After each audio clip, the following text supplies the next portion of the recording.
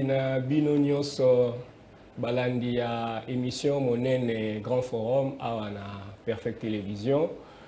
Kimia iza na mabota na bino to tombeli bino boye malamu na émission na biso ya tongo ya lelo.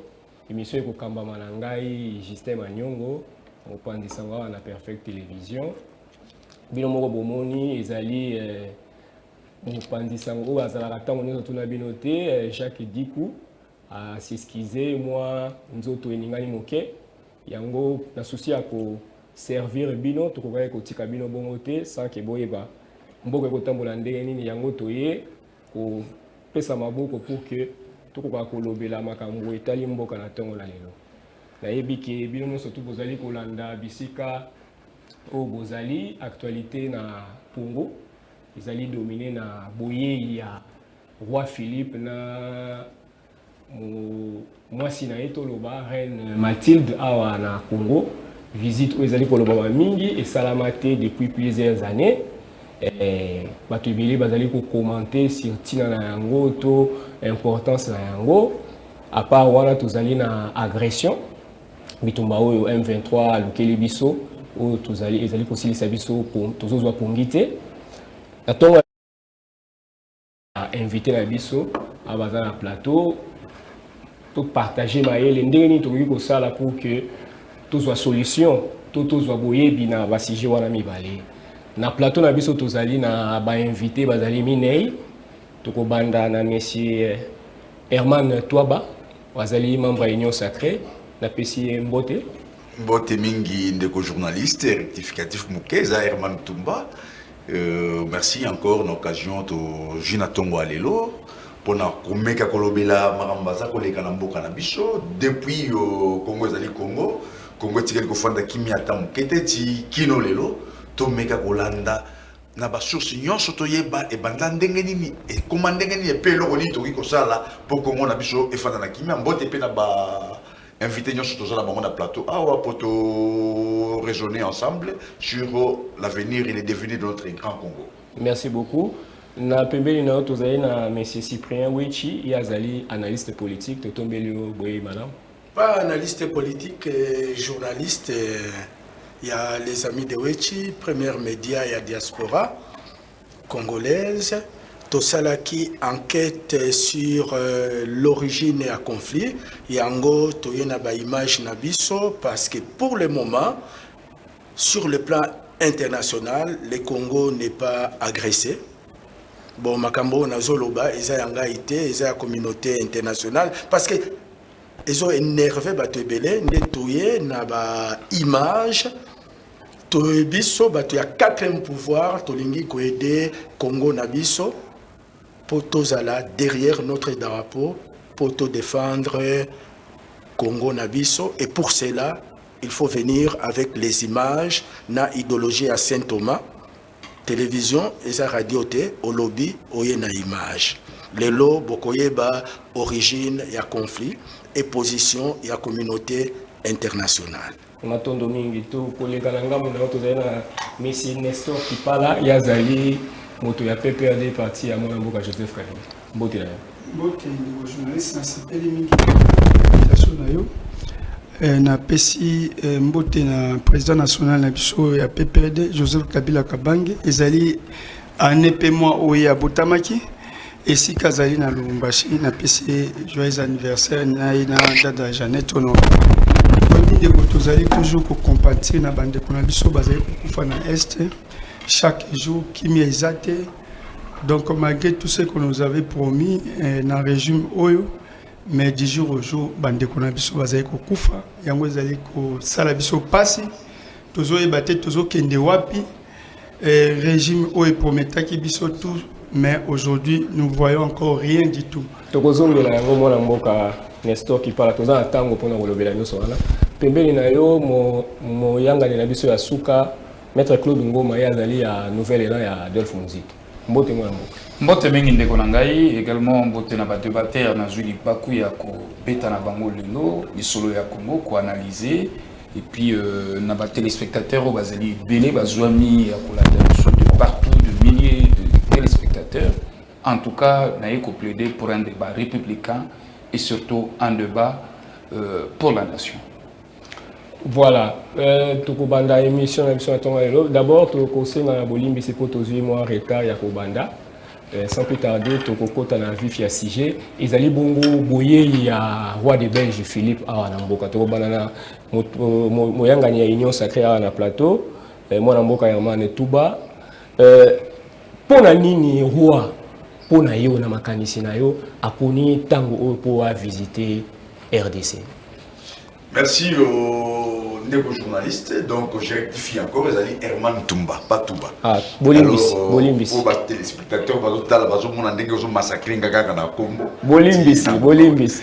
Alors, oui, tant toujours au monde, le président il a visité RDC, ou bien autorité, il y a Mokili, ils allaient façon ya kolakisa ete diplomatie na kati ya mboka na biso ba relation bilatérale toza nango na bamboka wana ezali kotambola malamu mais na motuna ya kotuna pona nini kaka ngonga oyo non oyebi calendrier wana ya arrivé ya roi de Belge na kati ya Congo ezali bouger donc c'est-à-dire ce n'était pas prévu lelo lelo ezalaki calendrier ndenge ba bouger ka monde komaki lelo depuis mikolo ba nosaka ezalaki ba mikolo moko eleki efalaki akoma awa mais vu ma charge avec nous on mboka na yena makambo susu yaki ya ba covid sur de suite et ça là qui est retardé visite na RDC c'est tout à fait normal parce que tous ali na ba relation moko malamu na bango malgré makambo nyoso to lo makaya mabe o Belgique asali na RDC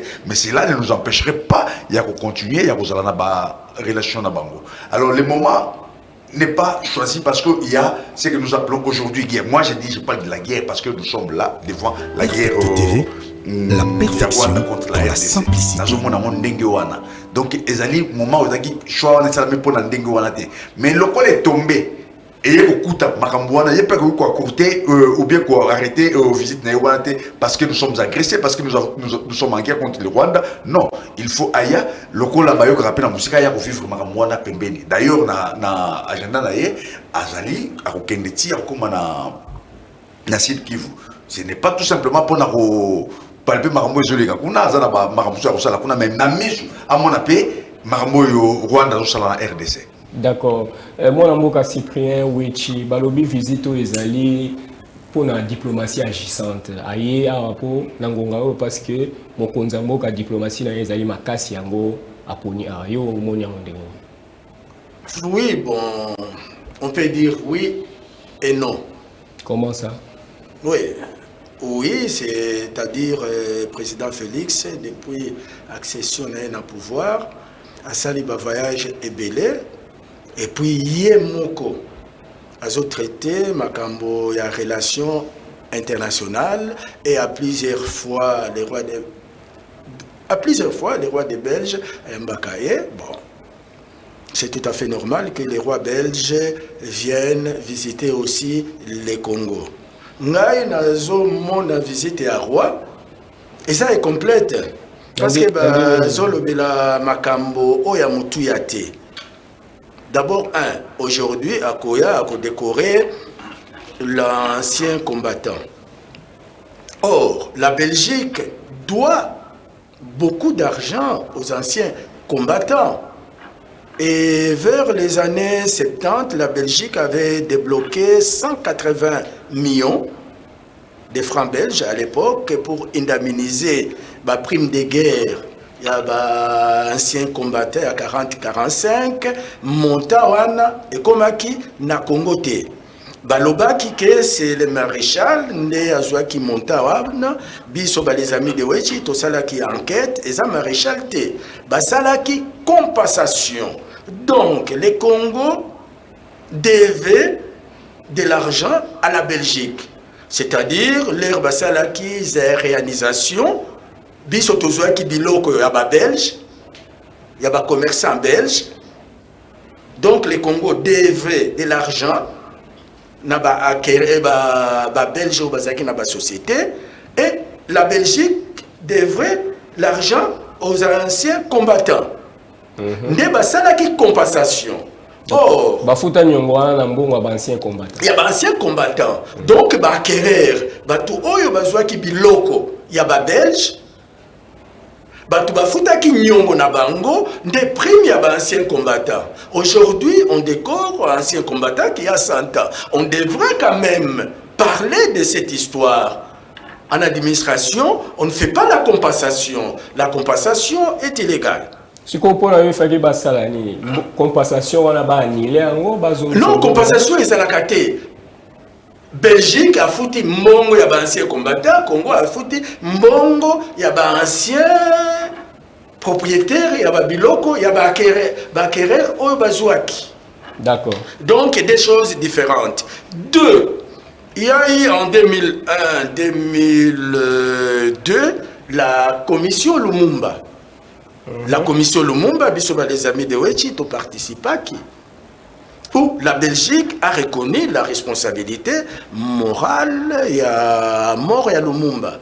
Et il a été décidé et voté au Parlement belge que va créer Fondation Lumumba. Et chaque année, la Belgique doit donner 500 000 € pour frais de fonctionnement. Après ça va où?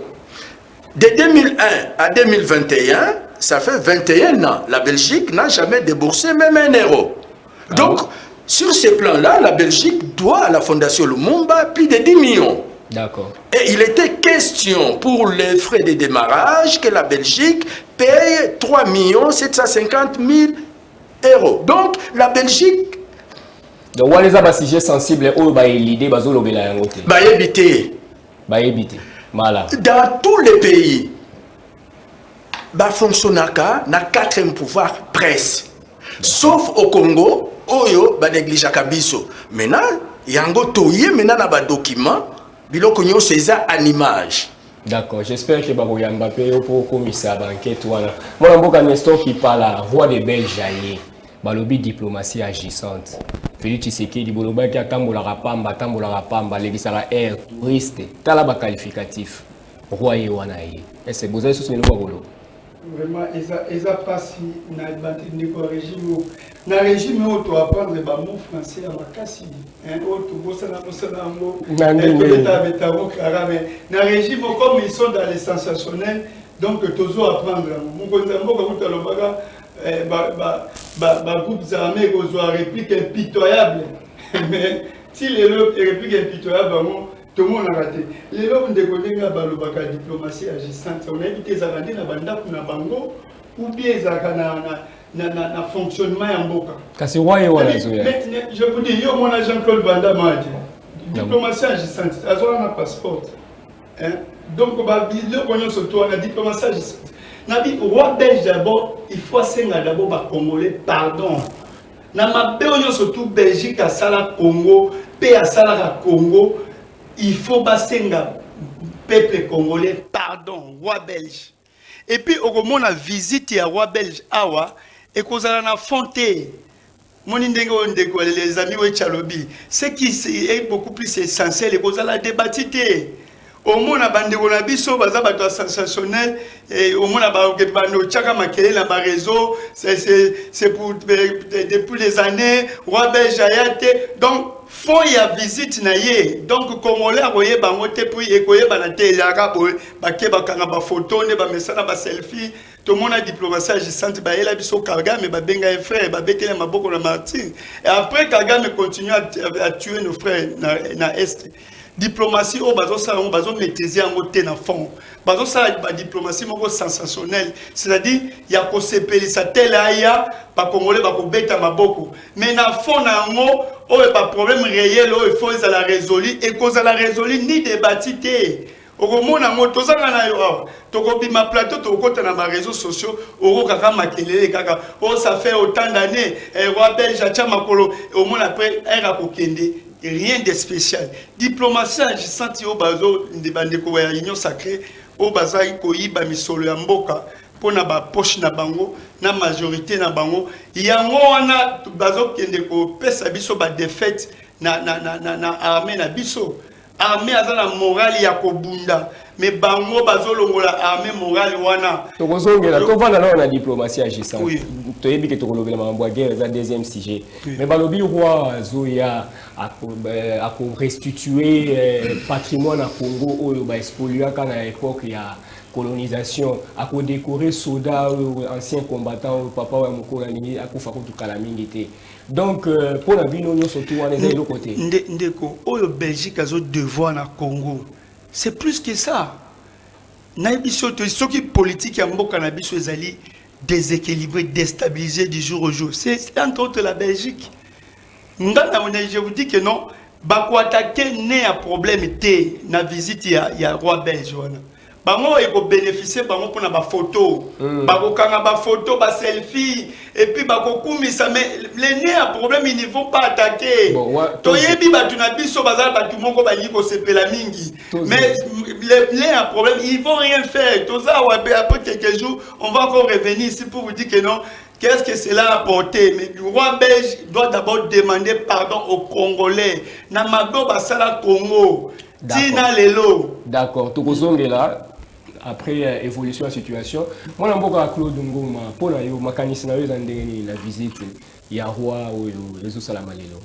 Non, koye roi na RDC pananga ali kosalanga pasi. Ota izuki. Donc pote zalaki cicatriser maisongi le susu ya sika. Pourquoi? Parce que entre Congo et la Belgique, tous un contentieux belgo-congolaise. Oyoti lelo babeta kayambote. Roi Azoya. Bazoko s'en féliciter nango. Mais biso ba congolais, biso la population, il fallait tous se mobiliser, tout répondre yé. Lera koleka mona teke toko betele maboko mondele aye te. Tango ya koleka mona bakaliko pana biso tozolinga.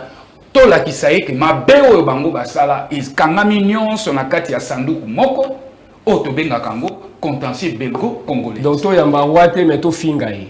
Non, ko finga était to la que mécontentement na biso na gestion na bango. Na lolengeni. Oyebi ke tele lo ndengi tozali boye na 60 indépendance ba belge ba kenda te na crayon na papier. Lumumba premier ministre ayebi ko zwa décret loi te. Ministre oyazalaki ya économie kizenga. Aïbi Kossala même pas arrêté. Pourquoi? Parce que le Belge n'a pas conseillé na bango, n'a papier, n'a crayon, ba kenda na nyonso, batiko obeba même. Crise na biso banda wana. Kolongola wana affaire ya caoutchouc blanc, ya caoutchouc rouge. Okoki comme autant de kilos te bakati yo maboko. Expoliation ya ba œuvre d'art na biso. Ya mwezo kotsela bango mbongo la misère à terre jubel. Babi bazongisa. Non, kozong c'est ça bazongisa bongo il faut tout un procès. Bazu engagement. Non, engagement voilà c'est plus de manière comment libérale. Il faut tout un procès. Combien d'années au bango ba mbongo ekoti na misère na bango? Bazongisa na. On a dit que qu'on a biso ba œuvre d'art na biso. Bazongisa na mbongo d'après eux. Non, c'est-à-dire la justice doit trancher. Ezalite balali balamuki bakei balobi na biso te tokopesa bino motu ya boye. Non. Il y a un lobby donc il y a deux entrées de jeunes en apota izoki donc cicatrice et zongi ya sika. Mais si quoi moi na Claude Ngoma na kata o mukie. Makambo surtout ozolo bawana. Eko sala matena ko solola na diplomatie, eko sala makana na kanda yo tikala na kwena yo. Te et ali kanda te diplomatie pété mais il faut tout ça la action la RDC il faut initier action mon cours judiciaire devant la cour internationale. Pour trouver réparation là. Mais du fait que nous sommes mal organisés en interne, déséquilibrés en interne, moyen to Coca-Cola a même y a porter voix na bisezate. Pour dire encore, la Belgique vient, le roi, le couple royal à Zoya. Totali agenda na nani na ye à Zoya nango. Akokenda ko inaugurer la salle ya congrès. Akokende ko décorer ndenge bandeko balobi l'ancien combattant. Mais au-delà de tout ça là, tu as l'insulte Belgique à celle de la RDC. Le roi s'amène avec une enveloppe de 250 millions d'euros. Justement, les 250 millions d'euros pour que Ekoka pour soutenir l'agriculture Nabiso, Ekoka pour kenda na santé. Mais ça c'est une insulte parce que Bisso Moko à l'interne nous mobilisons près de 1,5 milliard de dollars. Et vous avez la Belgique qui vous amène ici avec 250 millions. C'est une insulte, ça. Est-ce que Babo a un cadeau to mutalinga salo bola? Non, c'est-à-dire qu'il faut comprendre les démarches aux Alango. Vous êtes des petits enfants, on vous amène des cacahuètes. D'accord. Est-ce que vous avez un roi? Biso tozali na posa au Sengembo. Mbongo ye bakamati bango bavandi na Belgique kuna balobino enveloppe à 250 millions token, il y a 250 millions tokens. Le Congo ne mérite pas de millions. Le Congo mérite des milliards. Et ça, ce sont des cacahuètes, c'est une insulte à la RDC. D'accord. Le roi arrive. Mais vous voyez bien en interne, ils ont occasionné des dépenses, il y a combien? Yo, ebi bijam. Ah, au moins, c'est quoi? Tous en étendant na yo. Ok. Ton étendant, le roi arrive à mobiliser tout, budget na bango. C'est pratiquement, toujours perdre pratiquement 500 000. 500 000 $. Oui, 500 000 $. 500 000. 500 000 $. 500 millions plutôt, je veux dire. Non, 500 000. Parce que Frangole qui est belé na outi na boy na kiti na boy. Alors que na ba ville là, ba mobilisation exacte, ba calicot exacte, ba photo exacte. Exact. Yo solo baka ke dépense salami. Au moins mbongo ba otako yiba. Yango bazo bimisa lisusu. O ba sala ye so braquage. D'accord, tozo. O hôtel de ville ngobila yamba yiba tune 10 000. Apesi 10 000 na stade. Lobi na onto la to la muka. D'accord, to évoluer même montant au ngobila. Moi na mo Claude Ngoma to évoluer a to kolobela sikoyo impact ya visite oyo. Pe ce qui possibilité à réparation ko kozala po tozali na passé colonial o ezali entre biso na Belgique. Moi na mboka Herman Tumba balobi bino bato ya union sacrée bozali bato ya cosmétique. Vrai problème bokolobela te. Biloko Belgique ayiba biso bokolobela te. Komema na justice etali bino te. Mbongo oyo ya ancien combattant détournement à détournant etali bino te. Bino bozaka ka wana ba selfie, komela ba champagne, jouissance des a ko intéressé bino. Oui, je suis très content, ravi. Ceux qui continuent l'élan, il y a des débats républicains où nous parlons Congo, nous parlons nation, nous parlons ce qui nous intéresse et ce qui nous concerne à nous. D'accord. Mais je suis vraiment mécontent. Il y a Romona Moronabiso, ou Alati chemise naïlongi ancien président de la République. Joseph Kabila. Kabila à Lobi Marambouya Kimoïbi Yambongo. Mais si les ridicules pouvaient tuer, ce monsieur ne pouvait même pas se tenir ici debout en train de parler. Avant côté les mains dans le plateau, si les ridicules pouvaient tuer, rien qu'au rapport Moro récent, il y a même pas quelques jours, il y a Jacamine, et je accabler mon pouvoir d'abord, j'ai sur la balance, ce sont des voleurs, des criminels économiques. Il ne pouvait pas parler ce monsieur ici. Il ne pouvait pas dire mot, même dans le plateau en compte à la tête. Donc c'est-à-dire quand vous invitez les gens, c'est pour que nous puissions parler de la République. Qu'est-ce qu'il faut faire? Quels sont les défis qu'il faut relever pour te jouer d'ilité d'Abisso, te récupérer Bosso, Minabisso, mais quand il s'agit de venir parler du vol, conscient, il faut pas se taire. Il faut pas qu'on je ne peux pas aller très loin. Je vous dis tout simplement, rien que rapport à IGF concernant Jacamine et Jean Kabila. Le président de la Bangoya Lati, si la ministre de Chobasali n'a pas criminel économique. Tous on va débat moi la mboka Herman Tumba. Tous on va débat ya boye ya roi ya Belgique. Oui. Tous on va débat. Bon limbisana parce que fallait qu'il a recadré pour avoir kolobate. Ayoki. Alors, ce qui concerne nos retombées ou impact d'abord, impact. Il y a visite, il y a roi des Belges, couple royal belge, au Bandeko Baotiko Sembola, Balobi.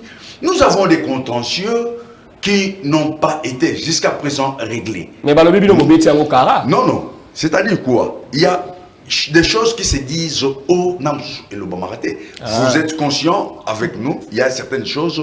Non, nous parlons, nous disons ce que nous connaissons. Mais Maram, le président de la République, homologue, rapport Nassima. Mais alors, ce qu'il faut faire, il faut d'abord, ceux qui mécontentement. mécontentement na biso na misu ya roi de Belgique retourna komi tout na pas retourna ba service pourquoi batona baza ko hurler contre na tamu mususu. Ce n'est pas les insultes, mais seulement les mécontentements. Chacun peut transmettre ça d'une manière ou d'une autre. Tout l'accès à mécontentement, parce que quand il va demander, on lui dira que non, parce que les dossiers bengo congolaises, ou là, et ça n'a pas solution, on lui dira, parce que, bon, Européen, ça va,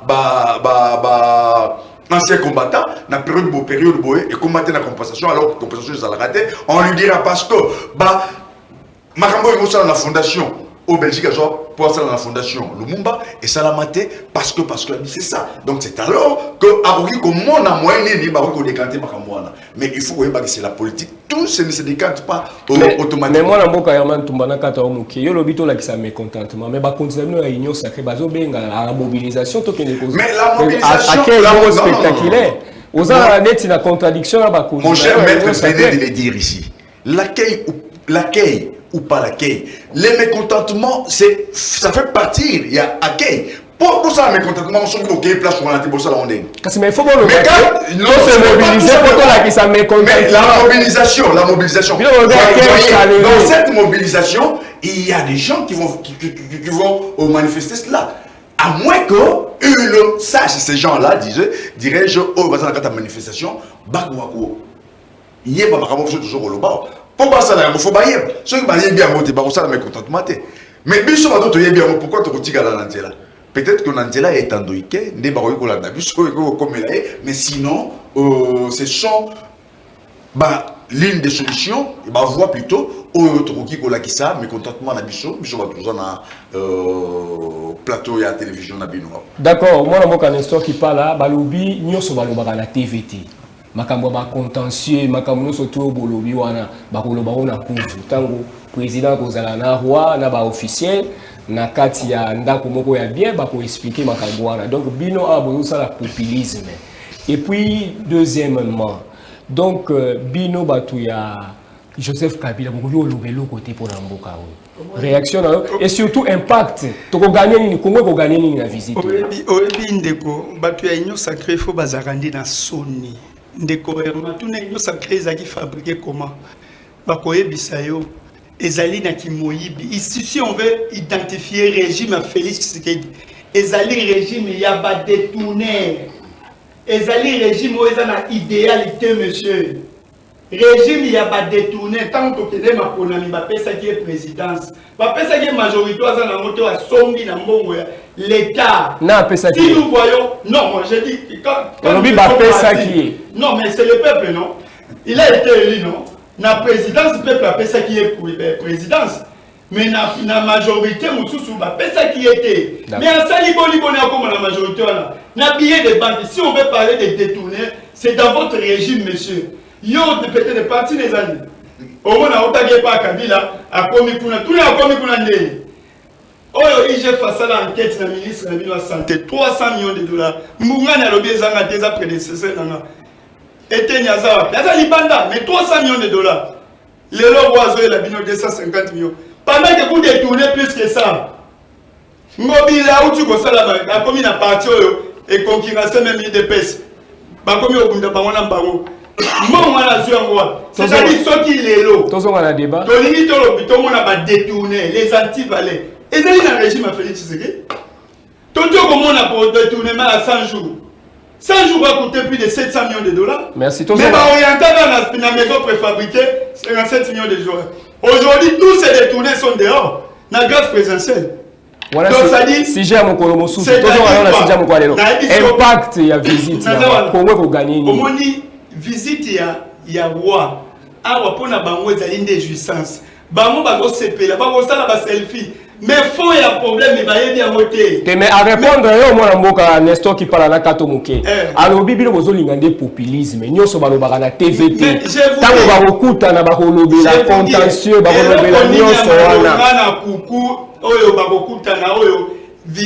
avez agenda ya roi.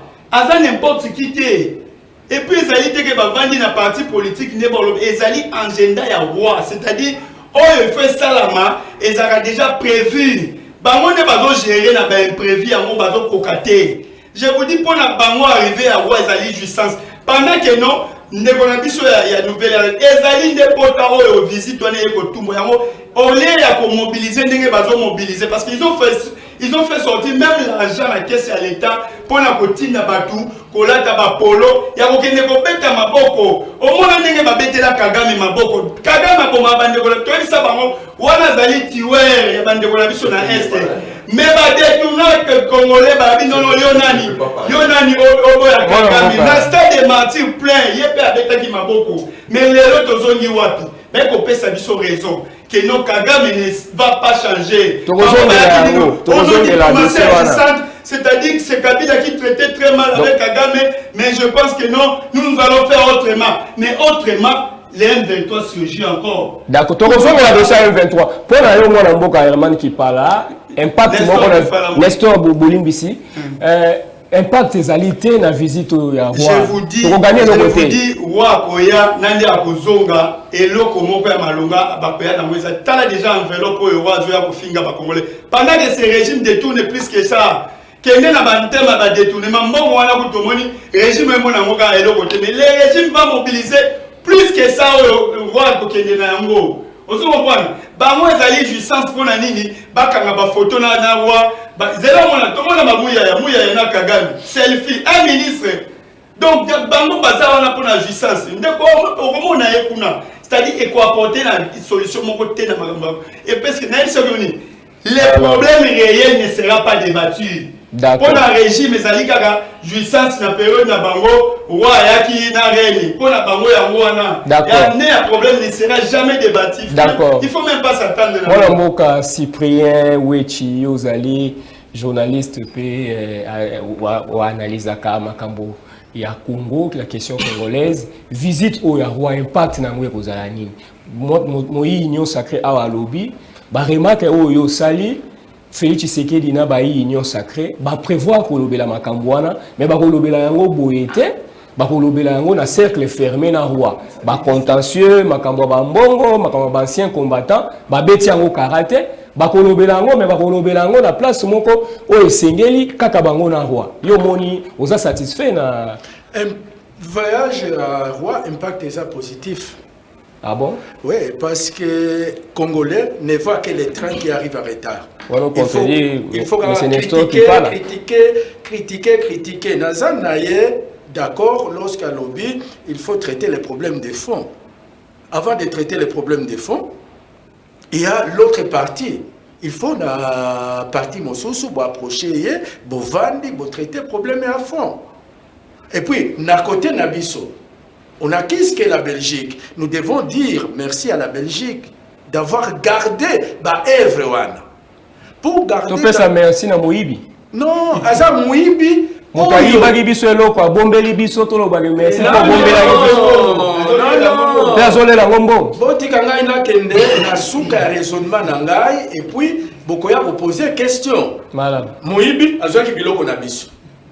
Amemi e pa inaye.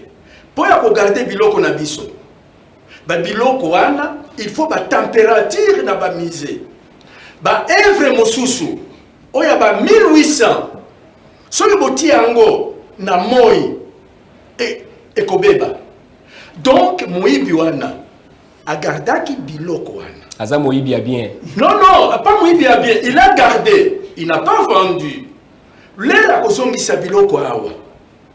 Na misé na biso, nous risquons de vendre ces histoires et de perdre définitivement. Qu'est-ce que nous devons faire? Nous devons avoir un compromis avec la Belgique. Yo oliaka mongo na ba œuvre d'art na biso. Mais au conserver kayango bien.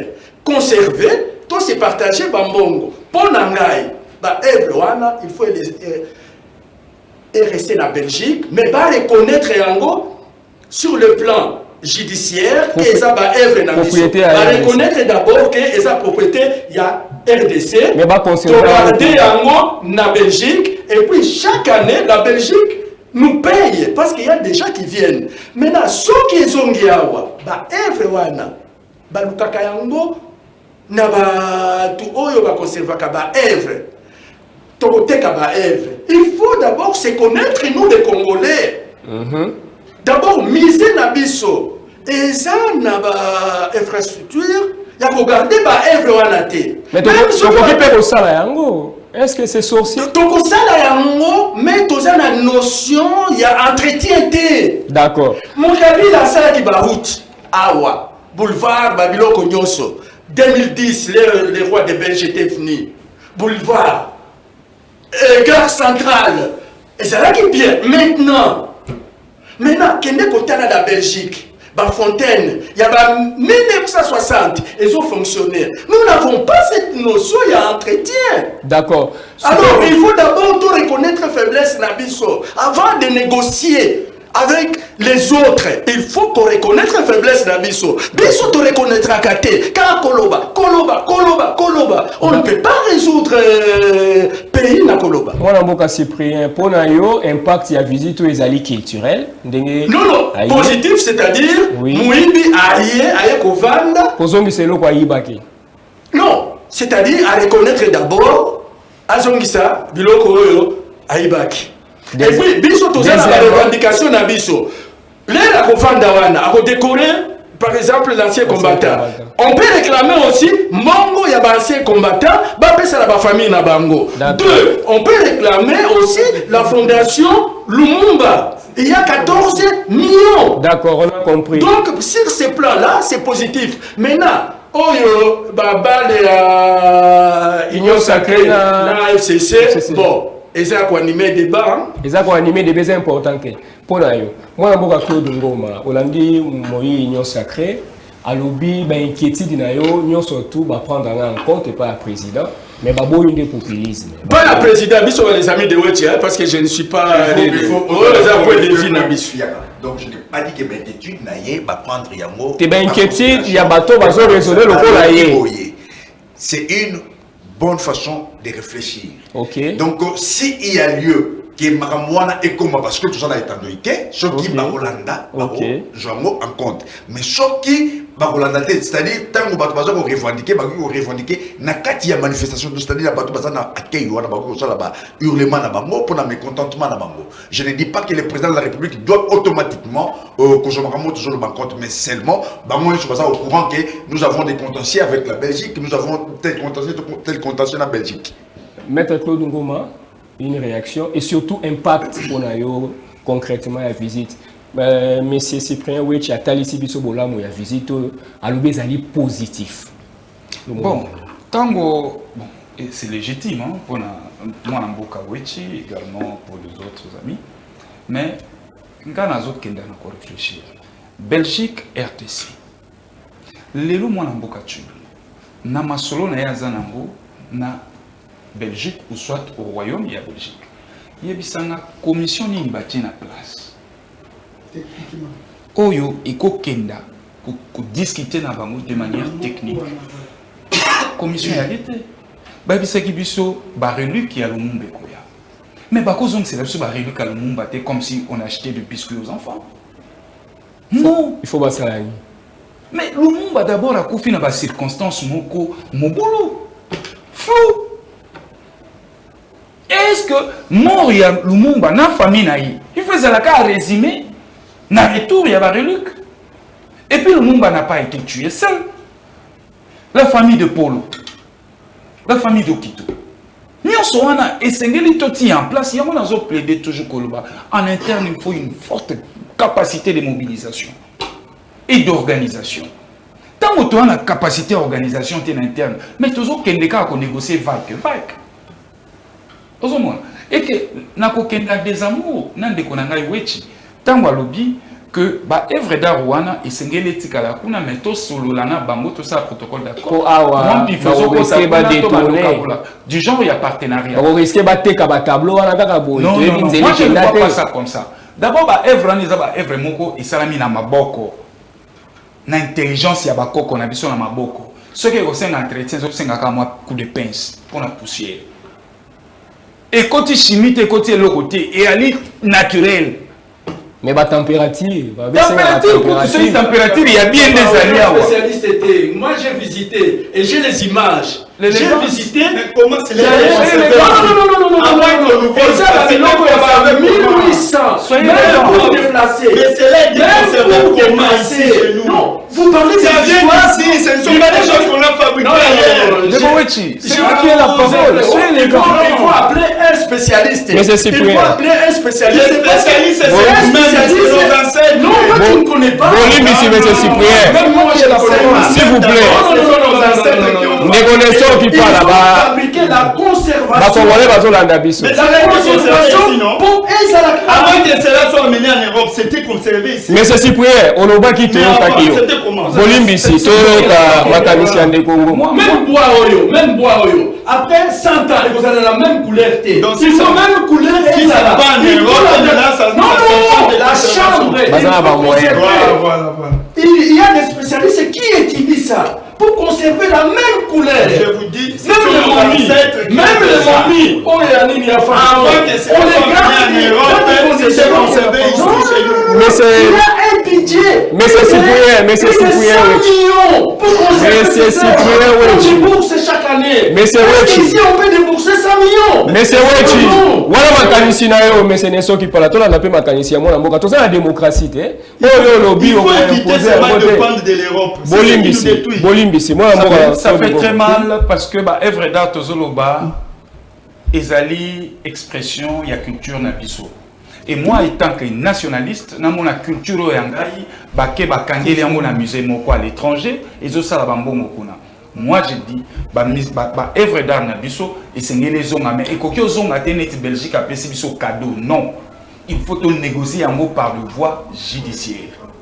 Ezongi ba yena mona musée na biso. Na musée na biso certes ça va générer des moyens, ça va générer la monnaie, tokoza suffisamment na makoki o ekosenga ke tokoka ko entretenir yango. Ça c'est de 1. De 2, quand Ndekonangaï Wechi ne gère que sur la fondation Lumumba, mais moi j'ai dit mon cher ami, ce qu'aucun à l'ancien vous risquerez de taper à côté de la claque. Avant que la Belgique attire à musique la fondation Lumumba, et c'est d'abord tout vider question Lumumba. Il faut vider la substance de la question de Lumumba. Lumumba a été tué. Lumumba toyebi a koufi na ndenge. Ti même balongo lino. Parce que le roi à l'époque andima quitté. Maître Claude Ngoma. Nakato Muke. Mais balobi Belgique ici a reconnu sa responsabilité na ina liwa ya Lumumba. Mais à quel prix encore? À quel prix? Reconnaissance mais comment ça? Non. Nous se fait les calendriers à la justice.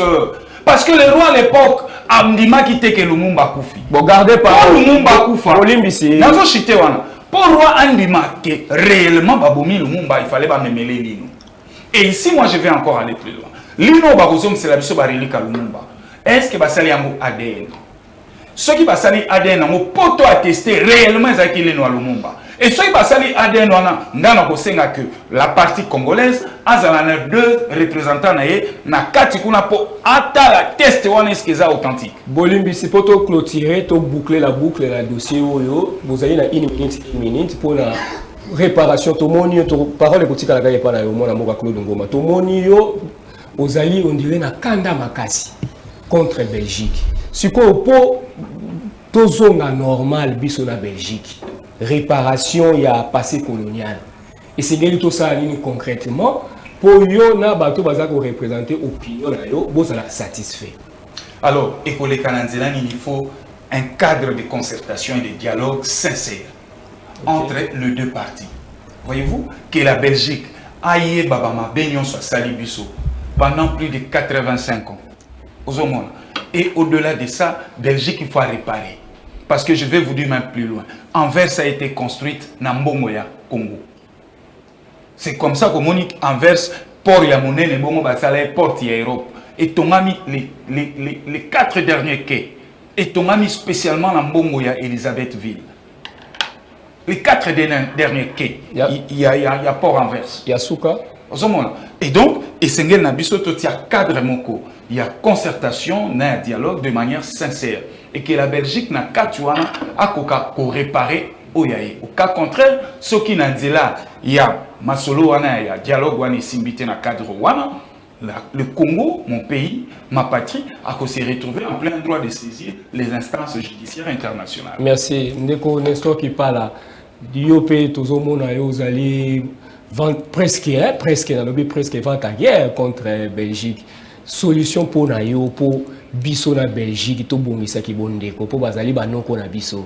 Il faut tout ça les kandenge nini. Ndeko nanga, omoni eloko nyo surtout ba bongisa ka soki sincérité d'abord ezali. Belgique c'est quoi déjà? Il s'est dit que non, il est au-dessus, il peut tout manipuler. Tout ce que la Belgique fait, selon Yé, et non selon la loi, et non selon ce qu'il doit aux Congolais. C'est ça le mal. Tout ça la scope. Tozo kene tozo yamba mutu oyo asala biso ba mabebele mboko ti les autres continuer mais tozo kene to mobiliser pour na ko yamba bango. Vous vous rendez compte? Tout ça la il y avait même pas en termes de diplomatie donc normalement il a fallu que non tous en équipe moko technique en amont et en aval pour na ko traiter ba matière oyo et ça ko engager mboka na biso pe visite na awa. Il y a un moment de comment le bon magamususu bakosowa en coulisses. Voilà la légèreté. On les a dit que j'ai dit à mon avis sur que nos visites n'y a et ça et ça passage à vide. Simple solution proposition il faut que les lango na du point de vue juridique pour que Belgique n'aille à sentir que non et si ka oyo c'est un droit. Et puis il faut esalama et non que nos Belgique a kanisa lokola yende akosala ba piste de solution yemoko et puis il nous impose. On peut directement aller à la justice avec la Belgique. En fait que on a partir à niveau là togoye bana ba limite. Il nous doit combien avec tout ce que et journaliste ouais ça fait sortir comme révélation aussi nandeko nanga to tient on à table et on nous dit on tranche les problèmes. D'accord. Ce qui est important. Moi moka Herman Tumba balobinyo surtout bozo sala o ezali meilleure façon te ya aussi ça passé colonial en Belgique.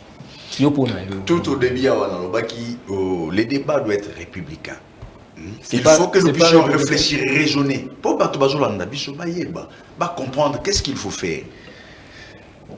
Ce n'est pas à la Belgique, au royaume de Belgique, de venir vers vous pour mais quelle est la pression c'est-à-dire quoi? Nous les Congolais, s'il s'agit de parler, au moins dans ces 3 ans, il y a le président Félix Tchomonique, Makambu, au Italie, Bissona Belgique, sur contention, tout ça, donc, qui dit que cadre et à concertation, cadre tel cadre pour la mise en place. Je ne pense pas. Et c'est pourquoi... Peut-être. Écoutez, puisque nous allons dire, et vous êtes d'accord avec moi, ces régimes de malhonnêtes il y a 18 ans, personne n'a osé parler. Personne n'a osé parler, même il y a Lino Lumumba. Personne n'a osé parler de la mort des amis de Lumumba. Mais c'est pourquoi je dis ceci. Tant que il y a un cadre, il y a réflexion, il y a débat, on a des choses bien établies, il ne faut pas tout dévier à un débat. Lorsque nous parlons de la République, tout ce qu'il y a un sujet, nous n'avons pas parlé ici. Il y a Maramouibi, ce sont les grands frères qui crient. Et c'est pourquoi je m'en ai mais c'est Herman Tumba, s'il vous plaît. Et au salon de Réni Tango Yoki, M. Cyprien Wechi, à Koubanga la biso ba Congolais. Bon, bien nous avons pouvoir entre guillemets. À Koubanga qui sont biloko et outil mboka bapa ya ba. Et qui n'a kune awa, beaucoup risqué bon détourner en gros. Oui, monsieur Wechi a la raison. A la raison. A totalement la raison. Et là, on se dit que conservation, les problématiques, il y a conservation. Bilan, monsieur, c'est la température ça, c'est quelqu'un qui est ignorant. Non,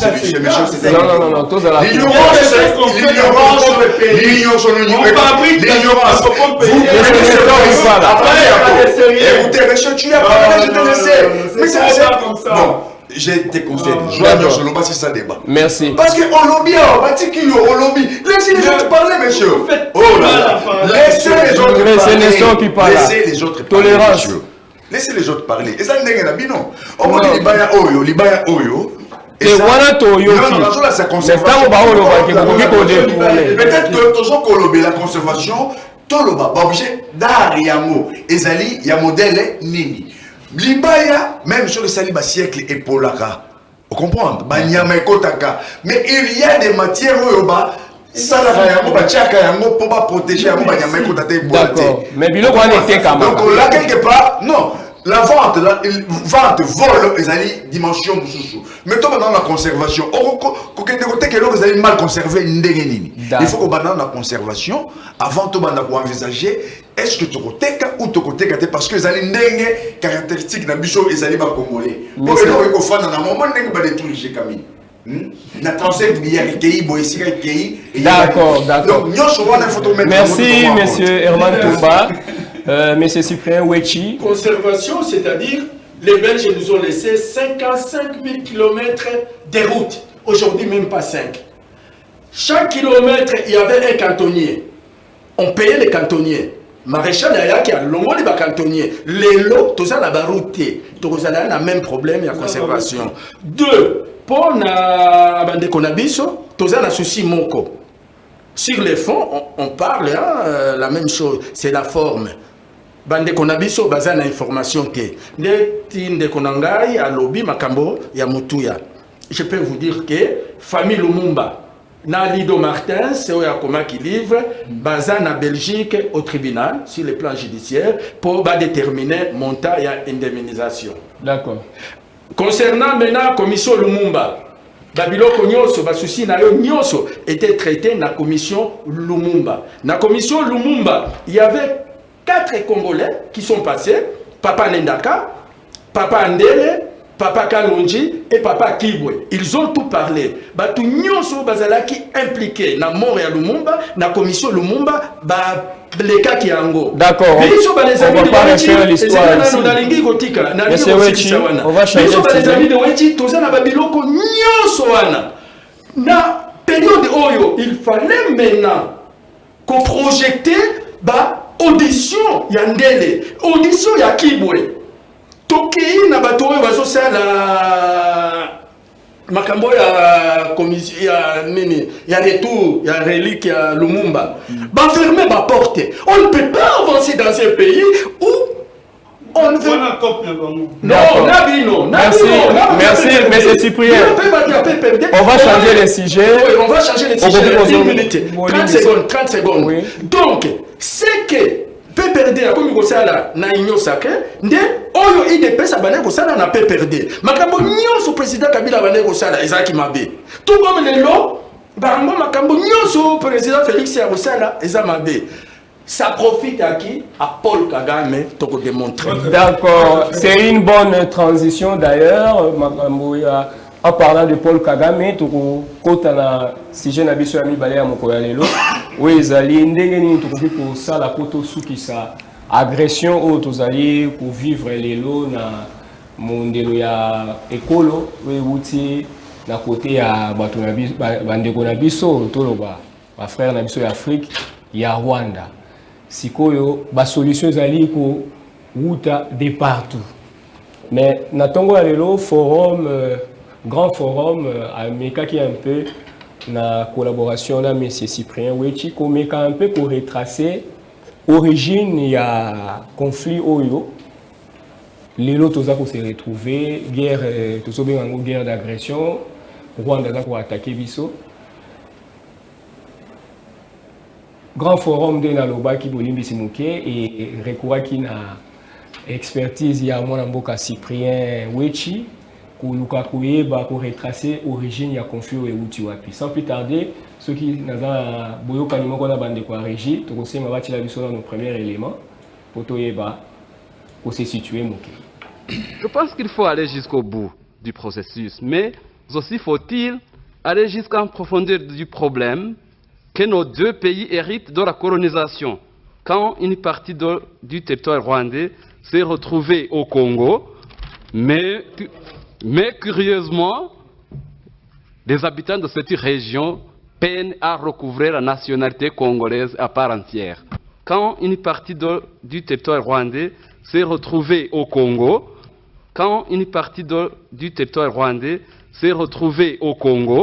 Et en ce qui concerne les causes et les origines qu'avait évoquées tout à l'heure mon collègue du Niger, mais je me réjouis aujourd'hui que nous venons d'en connaître la deuxième raison principale de l'agression confirmée, avérée du Rwanda sur le territoire congolais. Il s'agit notamment, outre les richesses, mais nous venons d'apprendre, Monsieur le Président, officiellement, qu'il s'agit également de la terre, c'est-à-dire de balkaniser, de somaliser la République démocratique du Congo. Nous venons d'en avoir la confirmation aujourd'hui et nous en prenons acte. Le Congo ne se laissera plus faire. Le Congo ne se laissera plus faire. 3. Debout, Congolais, unis par le sort. Si, tozongi na plateau, bolandi bio nyonso to na bandako pe bisika nyonso to bozali, moi élément oyo toche, bozali komona nde balobaka rhétorique, bato ebele balobi ezali parmi l'élément to rhétorique officielle oyo esalaka ke Rwanda toujours alingaka kozala na Congo pona bango, d'après député na Bouti Olanda, parti eteni ya territoire ya Rwanda ekotande na Congo. Na 2 millions de kilomètres carrés autour une partie à Rwanda et Kota. Il y a un moment où toujours un réflexe ya Kota na Congo. Moi, Namboka Cyprien Wechi. Commentaire d'abord na élément na. Élément oyo eza filmage yanga imoko Cyprien Wechi. Eza na parlement panafricain. Parlement panafricain eza parlement ya Union africaine. Et chaque pays a tindaka 5 députés. Et Zalaki, en 2013, nous étions représentés par 5 députés. Député à PPRD, Jeannette Kabila, bon anniversaire, place aux Ali. MLC, député, Jeannette Kabila. Député à Congo, il y a Congo. Cyprien, pour tout gagner temps. Oui, il y a député à Congo. Il faut tout kende, parce que ça énerve. Hein. Tout gagner temps. Oui, tout gagner temps, mais tout que des malembe, parce que ça énerve. 5 députés à Congo. Et à Congo, n'attendons pas Congo, parce que Batou Okanisake, Kagame, a Foutinga Mongo, n'a pas défendre Kagame, ceux qui n'abîment, on peut m'agresser et on m'avait déjà agressé. D'accord. Jeannette Kabila. D'accord. Patrick Mayombo, MLC, que son âme repose en paix, Ngongolo, indépendant. Et Ndebo PPRD, Oyauti Koloba, que son âme repose en paix, na député à Palou, Papa Samanou, Azana ba université. Bakutanaki na ba député rwandais. Nde ba député rwandais ba lobby cause. D'après histoire, avant 1884, avant l'arrivée de Léopold, selon version rwandaise, Oyonga na monaki yango na histoire te, Goma, Masisi, Rutshuru appartenaient au royaume rwandais. N'importe qui avant 1884. Donc problème oyo origine à conflit. Il y a Bitumba oyo M23, origine et ça avant 1884. Ils expliquaient na Afrique du Sud. L'ère Léopold Azuma Babele et Rwanda a annexé à Congo, il y avait de la population rwandaise et Namabele. Maintenant, Bisoba Congolais, d'après Rwanda, Toboy copé sa nationalité Naba Rwandais. En principe, nous devons leur donner la nationalité d'origine. Maintenant, Rwanda lobby, le Kola Boboy copé sa bango nationalité d'origine. Bopesa Banyarwanda Nangai na Mabele. C'est ça l'origine. D'accord. Mais c'est Cyprien Wechi, en tant que chercheur, est-ce que Makambo a député à Koloba? Il y a solo penza pe que territoire. Il y a solo penza territoire moko ezaka ya Rwanda et se retrouva par mégarde on a ndenga histoire. Ngai eloko oyo namonaki na histoire te, nasalaki école primaire na ngai na Congo. Et secondaire na Congo, universitaire na Congo, une partie mosusu na poto na IEC, na monaki yango na histoire. Maintenant, sur le plan international, c'est ce qu'il faut maintenant comprendre. Sur le plan international, il ne s'agit pas d'une agression. Il s'agit d'un problème congolais. D'accord. Donc, tout ce qu'on va continuer. Moi, je suis Nestor qui parle. Quand vous avez une vidéo, il y a un modèle. ezopesa yo lolenge nini ya koréagir? Bon, eza omoni ndeko weti ye moko azo comprendre que no biloko ba image na yo azo confirmer histoire. Donc ça ne vaut pas la peine ya ko kotisa ngo ba congolais que on a une partie à Rwanda na mabele na biso parce que tango ba kabola ki bamboka nous on n'était pas nés. Hein?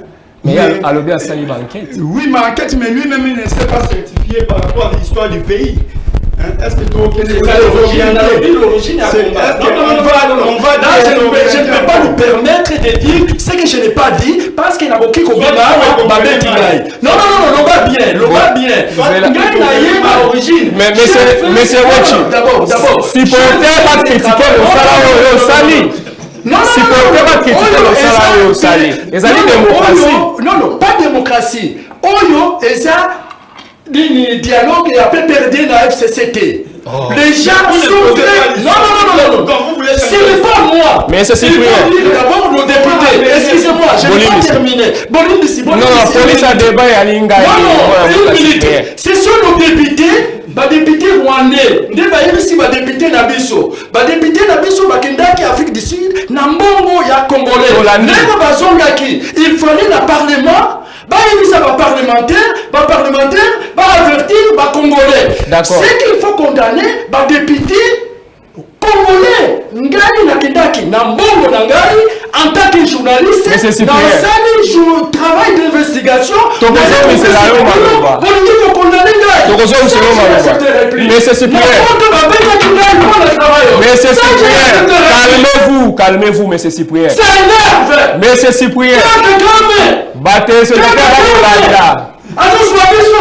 sur le plan international. Parce que vous ne maîtrisez pas les dossiers. Et je viens avec les dossiers. Vous voulez maintenant me dire que c'est moi.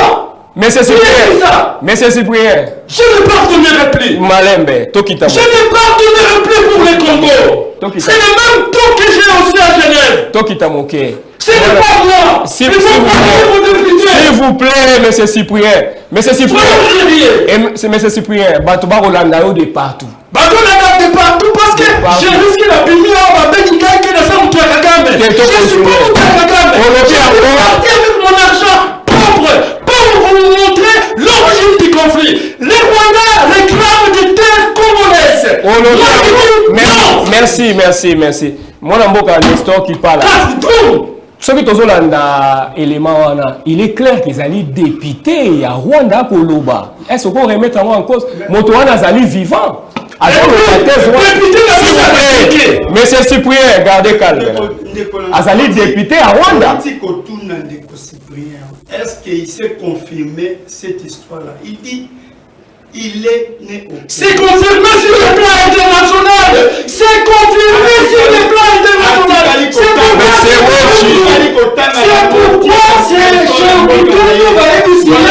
négociation. C'est le même histoire. Mais c'est qui pas là. Mais c'est Cyprien. Une histoire fabriquée. D'accord. Ça ne va pas. Mais c'est Cyprien. Mais c'est Cyprien. Moi, Claude Ngoma. S'il vous plaît. Mais c'est Cyprien. Donc, toi, qui est... Non. Au lieu de défendre les Kagame. Mais c'est Cyprien. Au lieu de défendre les Kagame. Non, toi, ça va sinon, je pas. Non. Ça a respect pour la téléspectateur. Pour les téléspectateurs, oui. Non. C'est le pays d'affaires fabriqué. Mais c'est Cyprien. Le Parlement africain qui appelle une uniforme. Mais c'est Cyprien. Avec l'union sacrée, avec toute légèreté. Mais c'est Cyprien. Ici, ce n'est pas la légèreté. Mais c'est Wechi, respectez ma téléspectateur. Quelle émission? L'émission, vous réduisez ça. Comment réduire? Vous criez trop, monsieur. Les combats ont été réduits au Conseil de sécurité à 0. Mais c'est Wechi. Vous avez fait un grand travail, vous risquez de ne pas être compris. Ceux qui ont mon sous continue l'orientation. Natiki. Claude Ngoma, Olandi, Outik Olanda, député, Azali député rwandais. Azali Kolobake, to yiba mabele na bango, to kotisa yango koto. Na ebite yo zape moto tangi kelasi. Tezwana to na passé na yo. Oso yoka lolenge la masolo a bongo. tout le monde a un dingin. Et ali guerre moko diplomatique entre la RDC et le Rwanda. Rwanda nyon sazolo beza lokuta parce que Congo depuis 1884-1885 biso nyon sazolo qui territoire moko.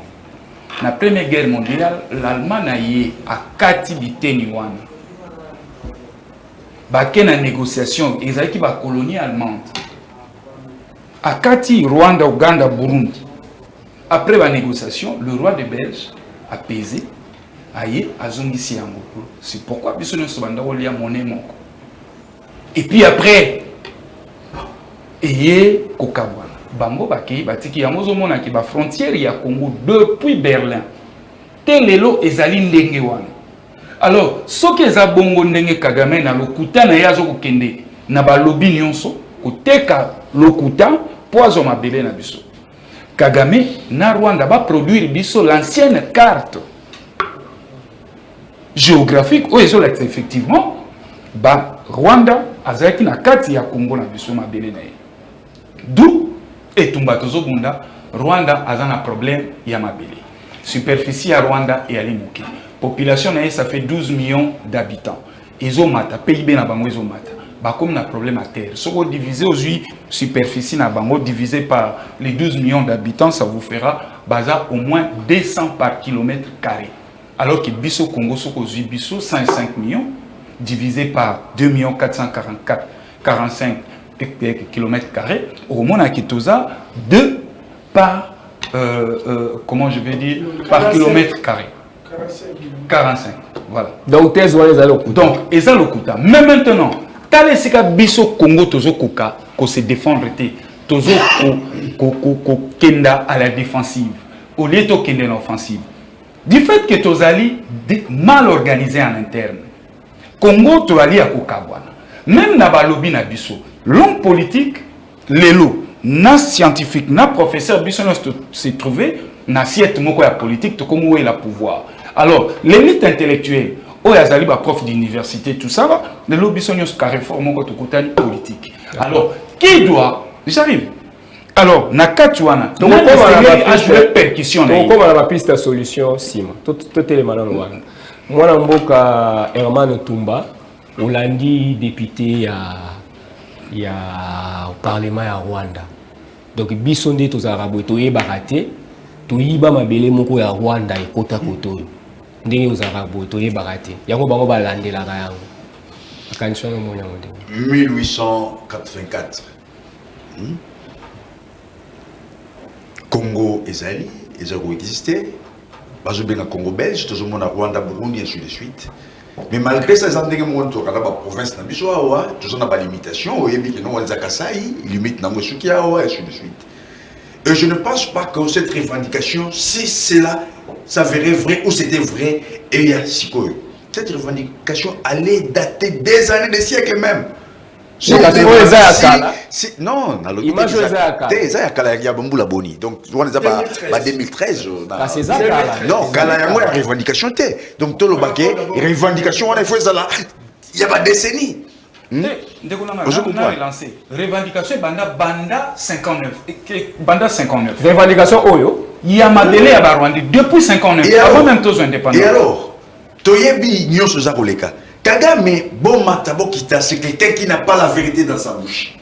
Il vous tue ici, on lui pose la question, il dit non, c'est pas moi. Bamomo Babi Bomi. Bamomo Babi Bomi. Vous comprenez? Donc c'est-à-dire, déclaration, oui, notre ami a fait des investigations pour Azoba image, ce n'est pas, il y a qu'on critiquer tout le bac, non, image des armes, non. Il nous a peut-être donné l'opportunité, il y a qu'on analyser pourquoi il est comme Ndengouana.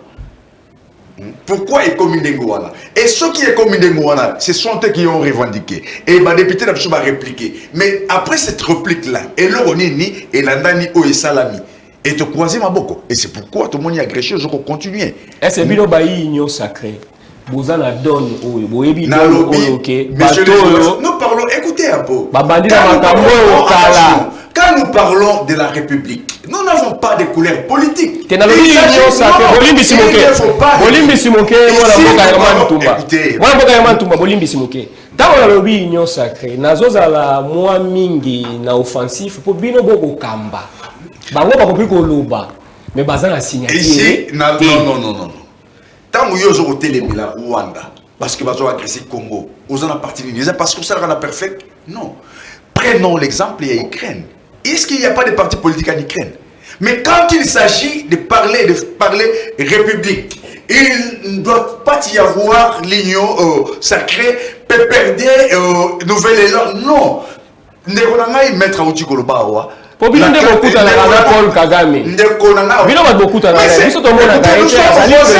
que vous voulez? Nous sommes voisins. Nous sommes voisins. Kabila a vu Kagame combien de fois?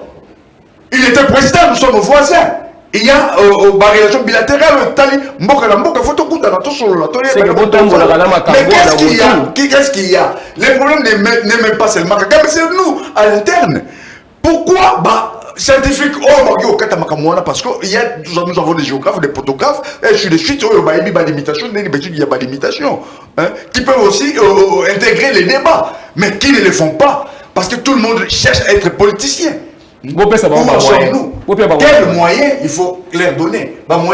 Mais ce qu'il faut retenir, donc on a besoin de la recherche, et c'est à nous de et pourquoi et continuer pour merci. Moi, je suis qui parle, il y a une piste de solution, il y a une proposal, peut-être qu'il y a une mais pour courtoisie, esprit républicain pour battre les Nalobi boye, ndeko omoni, ce qui te l'a dit, discours à Félix Tshisekedi, lui-même reconnaît d'abord que bateau bazali parmi bateau bazali qui attaqué Mboka na biso na 2013 déjà. Sous Joseph Kabila Kabange, l'M23 était déjà de fait. C'est-à-dire, il y a un mouvement qu'on ne parlait même plus de ça. Mais boni, la gestion, moi, je suis Félix, c'est que la diplomatie agissante, ils ont mis les sous. Mais quand moi oui chatali sur alobi maman na likambo ezalinde oyo député wana loba non wana moi ce to continue fond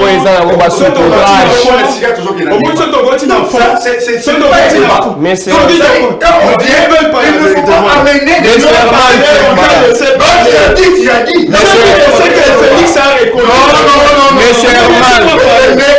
mais laissez-moi me parler monsieur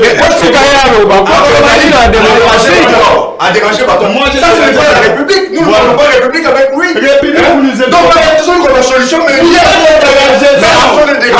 sa solution. Il a des solutions à donner. Quelle solution? La solution, vous avez une gestion du passé. Beaucoup de gestion, il y a passé. Au moins, dans Mboka Félix Tshisekedi, dans Congo, Brazza, si vous ne l'avez pas suivi, nous, au moins, on a suivi. Il a reconnu que non, c'est un mouvement qu'on ne parlait même plus de ça. Mais ils ont dit parce que boye, au moins il faut bien la diplomatie na bino agissante. Mais diplomatie agissante, il y a un besoin qui s'est sous Kagame, qui a en Congo, na Martyr, bobengi frère. Et puis, comme nous parlons République, le roi de Kwazolinga, tout ça, il a parlé République. Mais avec qui? Les chefs de l'État ne rassurent plus. Na ba partenaire na union surtout Félix Tshisekedi azo rassurer les sous ba congolais en termes ya koyokana parce que ceux qui les autres dans la crise qui ne départ tout c'est parce que c'est lui qui est censé être garant et bon fonctionnement de l'institution et zali yemo bonne azo c'est que pour déstabiliser l'institution. C'est là où vous voyez maintenant nous sommes obligés de parler Congo parce que ezali bande kolami so ba okufa. Mais quels sont d'abord les accords que Félix a signé avec Kagame? Quels sont les accords que Félix a signé avec Ouganda? Vous allez vous souvenir, Ouganda nous devait au moins plus de 11 milliards de dollars. Mais pas plus longtemps possible, Félix Tshisekedi a signé encore une armée ougandaise, Bazou Bazongi les sous na mabele na biso. Bon sani bitumba 6 jours bande ko na biso ba kufa belé. Parlons République bien sûr, mais Félix Tshisekedi ne nous rassure pas. Pourquoi? Parce que la sincérité en lui, bah partenaires nous sont blessés, il y a une crise et donc il est de partout. Mais biso c'est que nous exigeons. Moi na mboka Cyprien Wechi to komi na suka outi kotali sabiso foyer ya banquette na yo ezola kisaki mal les profond mais to ça la ndenge nini la solution est tout d'abord émission mosusu to expliquer soki makambo oyo président Félix azokutana na yango ya azalaki te na azalaki te président Félix au lobby M23 a été défait en 2013 à quelles conditions ba condition wana nde président Félix akomi kokutana na yango il a fait c'était un nationaliste nani wa Joseph na yebike bato bakofinga ngai mais quelles conditions oyo asignaki nde Félix a commis kokutana na yango après 2013 l'heure na outi en Afrique du Sud na bengi bato ya diaspora na lakisi ba image ba beta ngai et to na ko na ba condition ba beta ngai bato oyo ba beta ngai nde bato ya IDPS oyo lelo baza na pouvoir na yebisaki bango na communauté internationale bon condamner Kabila te parce que balobi la solution doit être politique et non militaire. Babetangay. Les lois na Conseil de sécurité, ici au Kitundu, le Tundula, que la solution est politique et non pas militaire. Ma condition oyo Kabila a signaki. Parce que ma condition n'est pas signaki. Hein? Et ça, conflit entre Congolais. Moulenge, Baza et Belé. Baza Congolais. Maintenant, on ne peut plus revoir les frontières. La frontière est ici. Il faut maintenant favoriser la circulation des biens et des personnes parce qu'il y a un trop plein, il y a population na Rwanda. Maintenant, le Congo doit examiner 3 cas des Rwandais. Les Rwandais qui sont venus avant 1884, ils doivent être considérés comme les Bakongo d'ici, Bakongo Oyawa, Basaka Oya Congo, Baza Congolais d'origine, il y a Braza, Baza Congolais d'origine, il y a Braza, il y a Angola. Donc, avec les chefs coutumiers, déterminé Rwandais Azalaki 1885 nationalité d'origine. Il y avait vers 1920 des Rwandais qui venaient au Congo avec les Belges. Il faut leur donner la nationalité congolaise selon la constitution, les lois et les règlements de la République démocratique du Congo. Bango Bakozala, des Congolais d'origine rwandaise. Yasuka. Maintenant, Nasuka, na 94, ce sont des Rwandais. On peut les régulariser situation na Bango, Batikali, Congolais, mais avec carte de séjour de 5 ans, ce qu'a sali des gars na Congo, Zongisié et pas na Bango. Merci beaucoup. Jusqu'à présent, Kabila n'a pas fait ça. Alors, l'ère Félix Aye n'a pouvoir. Akouti Babylon Konyo Soana. Nde Balobaki, l'ère circulation des biens et des personnes. Un Rwandais peut créer une société au Congo avec, selon la constitution, le président Félix a signé Kibakorwana qui était signé par le président Kabila. Merci beaucoup. Moi, comme Mboka Claude Ngoma, Tokomi Nasuka. Tout ça, la longue ni poto s'il ça siècle. Pardon, est-ce que na koki konsenga le komoko pour la position à communauté internationale, tous en interview à Louis Michel, tout ça là qui en 2007 pour préciser maloba oyo nazoloba na koloba mingi. Wana mbala sima. Déjà 30 secondes, 30 secondes, pardon. Tout ça là, na bosenga na Real ou soit na bino journaliste, bosala édition mususu, émission mususu spéciale pour na yango comme ça to ken en détail parce que mingi ya kolobe ali. Parce que awa ozoluka to pesa ba piste de solution. Mais ma base ali déjà makasi. Tu sais que dit moi na mboka Chilombo a hérité oignon so Kabila tikaki. Yango na 2019. Na date ya le 2 novembre 2019 basignaki mokanda moko na mécanisme de suivi de l'accord na koya nango so na ebaki thématique na ngena na correspondance wana moto a signé correspondance wana eza Ibalanki Claude. Objet ya correspondance ezali nini cessation ya poursuite contre les M23 le mouvement du 21 mars. Vous voyez. Alors, nakati kuna ya mukanda. Ezoko senga nini Kagame aza ko jouer médiation entre la partie RDC et les M23 pour que ba militaire na bango ba mapinga na bango ba kota na kati ya armée na biso ndenge ba yokana ki déjà na régime ile kanaki. Ba personnel administratif donc politique ba ya ba kota na institution na biso pour que et permettre qu'il y a na partie est. Et que depuis l'accord na bango ba signé qui na régime passé Joseph Kabila voilà et que tilelo ezo salamate yango Kagame a ça qui confiance na Félix a monique na correspondance en ezo l'accent clair ce que c'est l'édition monsieur Noyan ezo l'accent que Kagame attente na ezo kokakakate yango passé maintenant la vitesse supérieure pour que en faire entendre ba revendication na ye selon ba accord bo respecter yango mais ngaya nazo senga na biso ba kongomani nyonso tous s'organiser en interne. Tous à la monokomoko. Kagame, et si Kazali a joué dans les institutions internationales. Mais biso malheureusement, des gens de Konanga ou Tchalobi n'ont partagé des points de vue. Na niveau, il y a des instances, même les Nations Unies, bazon di malagression haute. Bango bazo privilégié terrain politique. Donc, vous pouvez négocier. Or, nous ne pouvions jamais négocier avec le Rwanda parce que merci mon mise en danger. Claude Ngoma, mon amboka Herman Tumba. Tout ça là ni pour tout si ça balobi makambo ezali profond et aussi la réalité et aussi la réalité parce que c'est une thématique mobimba parce que eza na to banda la jeunesse ya likambo mais choki to jugaka na passation à pouvoir ya Joseph Kabila na Félix mais eza héritage au Kabila tigeli Félix qu'est-ce que vous voulez que nous fassions? Non, ça c'est irresponsable quand vous dites comme ça. Non. Qu'est-ce que vous voulez? L'héritage à mon poutou à Tigeni. C'est irresponsable.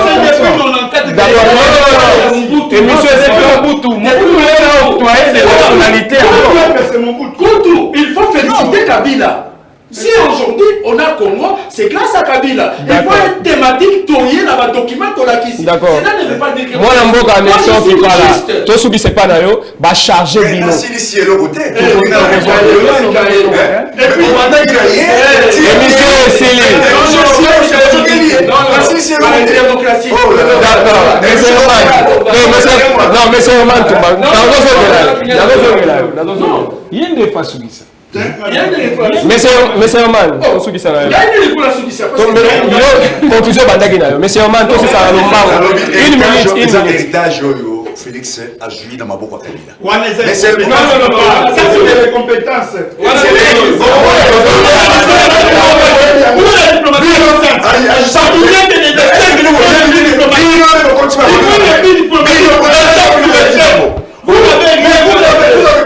Je pense que nous allons